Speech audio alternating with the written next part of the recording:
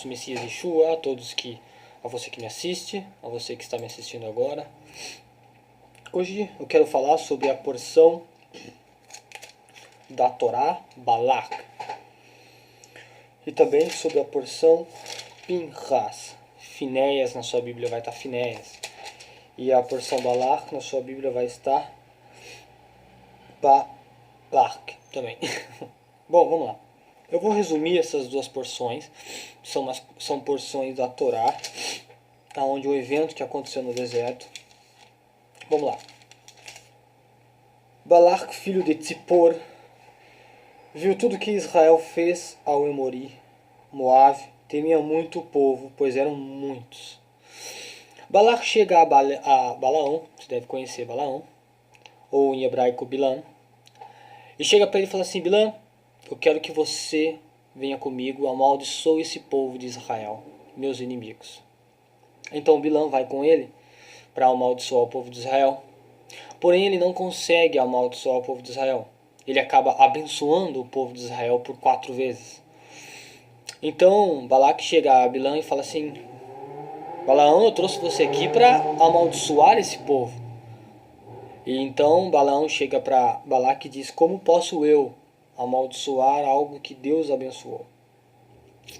Mas porém Balaão dá uma estratégia a Balaque e fala assim: Balaque, já que não conseguimos amaldiçoar esse povo, vamos fazer com que esse povo peque diante de Deus. Vamos fazer com que esse povo deixe de seguir a lei de Deus. Vamos fazer com que esse povo se prostitua perante o seu marido. Quando Deus entrega a lei ao povo de Israel no Monte Sinai, ele fala que fez um casamento com Israel e ele, sendo Israel a noiva e ele o marido. Então, a doutrina de Balaão, a doutrina de Bilam, é que o povo possa ir contra esse contrato de casamento que é a lei. E na Parashá, em Números capítulo 25, na porção de Finéias, de Pinhas, eu vou ler aqui, diz assim: Israel permaneceu em Shetim e lá o povo começou a se prostituir com as mulheres de Moabe, as princesas medianitas.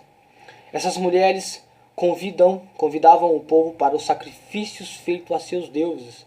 Quando o povo comia e se prostrava diante desses deuses, por causa de Israel se ter unido dessa forma com Baal Peor. Baal Peor era um deus da antiguidade, onde o culto a Baal Peor era feito com orgias. Era festas que as pessoas só entravam nu. E nessa festa existia banquetes, as pessoas comiam, e a forma de adoração a esse Deus era as pessoas defecarem na frente do ídolo. Era uma forma de adoração a esse Deus, e era uma adoração terrível. Então a ira de Adonai acendeu-se contra Israel, e Adonai disse a Moshe: pegue todos os chefes do povo e o enforque-os, voltando para o sol diante de Adonai, para que a fúria ardente de Adonai seja desviada de Israel. Moisés disse aos juízes de Israel: cada um de vocês deve executar os membros de sua tribo que se uniram a Baal Peor. Naquele momento surgiu um homem, Finéias. Finéias, tomado pelo zelo de Deus, tomado pelo ciúmes de Deus, de ver a sua noiva quebrando o seu contrato de casamento, desobedecendo a sua lei, desobedecendo a sua vontade, pecando contra ele. Porque o pecado é a transgressão da lei. O pecado é a transgressão da lei. Não sou eu que disse isso, viu? É João. Então Finéias chega e vê toda aquela situação de aquela prostituição, aquele monte de pecado, aquela sujeira. Finéias fica indignado e Finéias é tomado pelos ciúmes de Deus, pelo seu povo.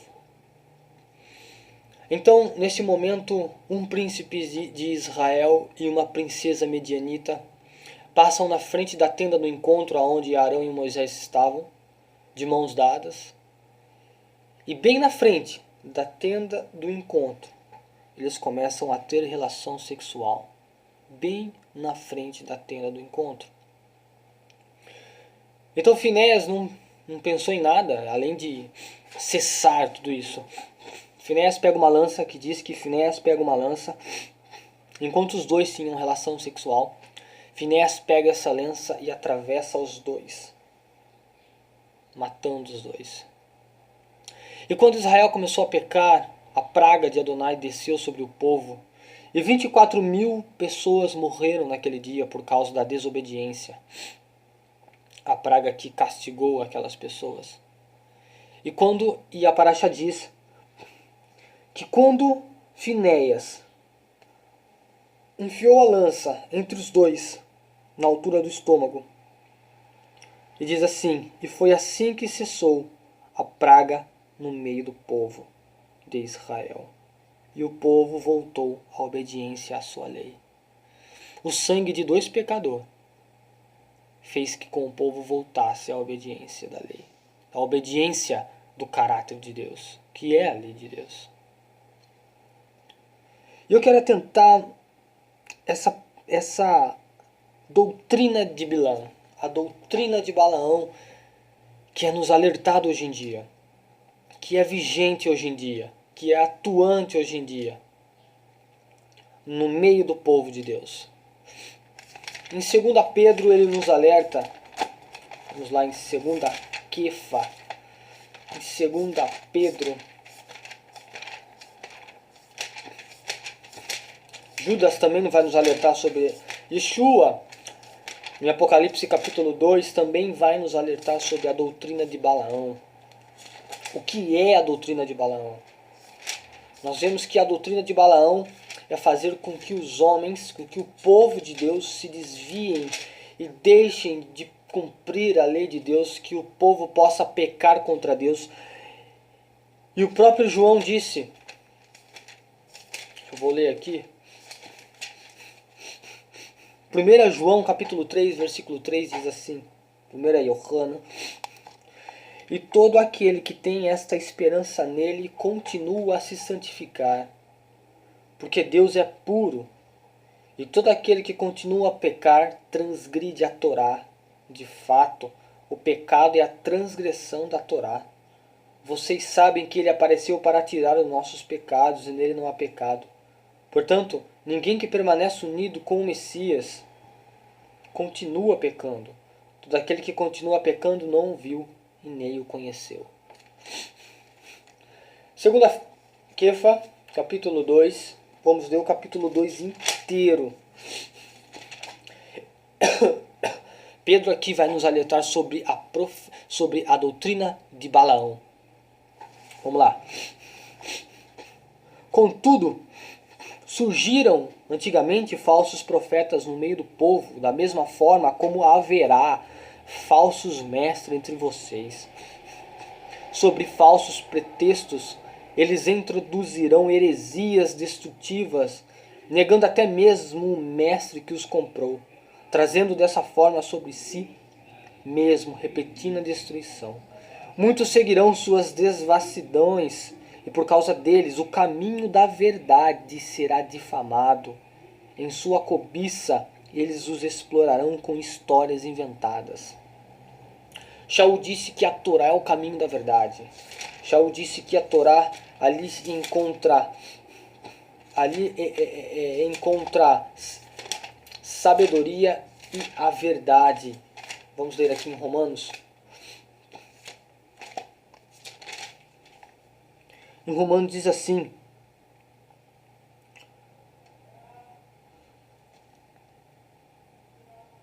aqui ó, em Romanos capítulo 2, a partir do verso 20, instrutor de pessoas espirituais ignorantes e um mestre de crianças, porque tem na Torá a expressão do conhecimento e da verdade.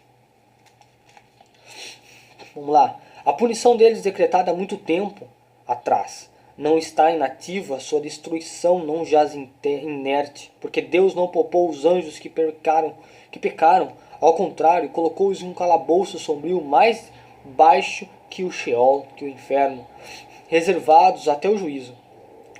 E ele E ele não poupou o mundo antigo, pelo contrário, preservou Noar, o arauto da justiça, com 7 outros, e trouxe o dilúvio sobre um mundo de pessoas ímpias. Também condenou a cidade de Sidom e Emorá, reduzindo-os a cinzas e ruínas, como advertência para aqueles que no futuro vivessem de forma ímpia. Mas ele resgatou Ló, homem justo, que se afligia com a libertinagem daquelas pessoas sem princípios, porque os atos perversos que aquele homem justo viu e ouviu enquanto vivia entre eles atormentavam seu coração justo dia após dia. Portanto, o Senhor sabe como resgatar os piedosos da provação e manter em castigos os ímpios até o dia do juízo, enquanto continua a puni-los, especialmente aqueles que seguem sua antiga natureza em relação à lascívia e à obscenidade e a desprezam a autoridade. Todos aqueles que seguem a antiga natureza. Shaul diz em Romanos capítulo 8 que a antiga natureza ela não segue a lei de Deus. A antiga natureza é contra a lei de Deus. Insolentes e arrogantes esses falsos mestres não têm medo de difamar os seres angelicais, contudo sem os anjos, embora sejam mais fortes e poderosos, levam à presença do Senhor acusações injuriosas contra eles. Essas pessoas, porém, agem sem pensar como animais irracionais, gerando para serem capturados e destruídos, difamam coisas das quais não possuem nenhum conhecimento. Quantos não defamam o caminho da Torá, pois não conhecê-la? Do conhecimento, quando elas forem destruídas, sua destruição será total. Receberão males como castigos pelos males que causaram. Aí aqui diz assim: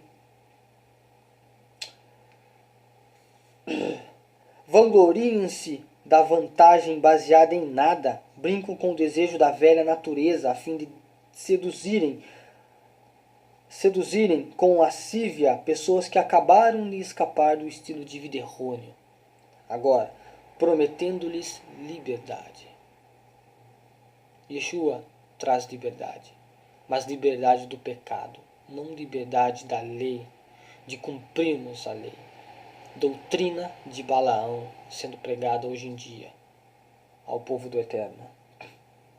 Eles mesmos são escravos da corrupção, porque as pessoas são escravas daquilo que as derrota, se tendo escapado das contaminações do mundo por meio do conhecimento do nosso Senhor e libertador, Yeshua o Messias, encontram-se novamente nelas, enredados e por elas dominados. Sua condição posterior torna-se pior do que a primeira.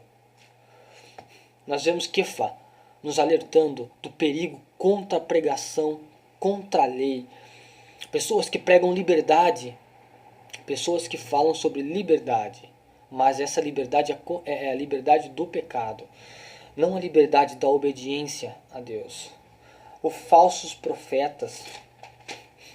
Em 1 Tessalonicenses, nós vemos o Rabino Shaul falando, em 2 Tessalonicenses, o Rabino Shaul falando quem é o falso profeta e contra o que o falso profeta se opõe.